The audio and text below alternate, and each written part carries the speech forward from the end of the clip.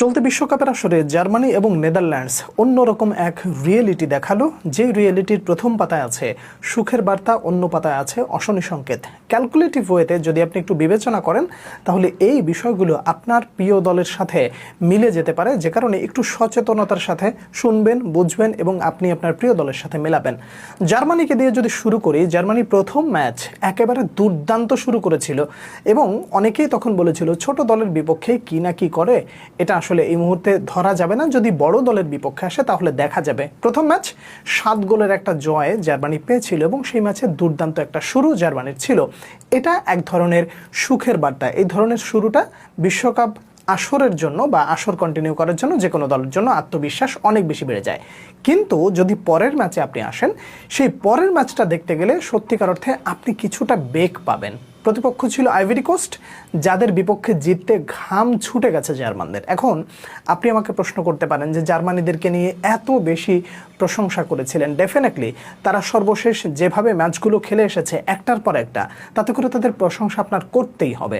কিন্তু আপনি একটু রিয়েলিটিটা মিলিয়ে দেখেন, সেই 2014 পর এবার তারা কোয়ালিফাই করলেও পরের রাউন্ডে যাওয়ার জন্য, মানে গ্রুপ পর্ব থেকে দুটো আসরে তারা বাদ পড়ার পর সময়টা খারাপ যাচ্ছিল, তারপরে মোটামুটি একটা কামব্যাকের বার্তা।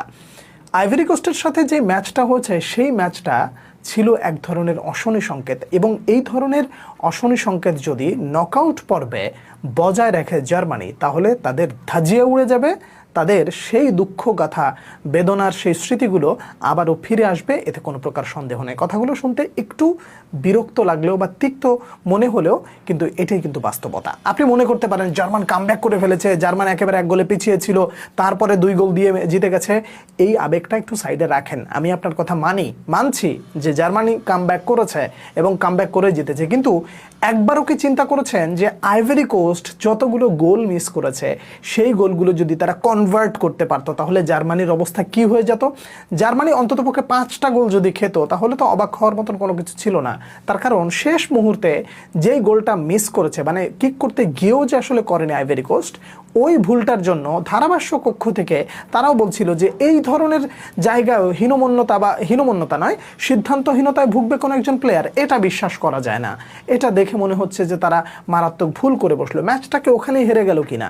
ঠিক জার্মানি শেষ মুহূর্তে এসে উনদাফকে নামালো এবং তারা কামব্যাক করে ফেললো। দেখুন, কামব্যাকের জায়গাটায় আপনি হয়তোবা তৃপ্ত হবেন অ্যাজ আ জার্মান ফ্যান, কিন্তু যদি রিয়েলিটি চেক দিতে যান তাহলে সেখানে একটা অন্যরকম অভিজ্ঞতা চলে আসবে যে আইভরি কোস্ট পুরো ম্যাচে মোটামুটি জার্মানদেরকে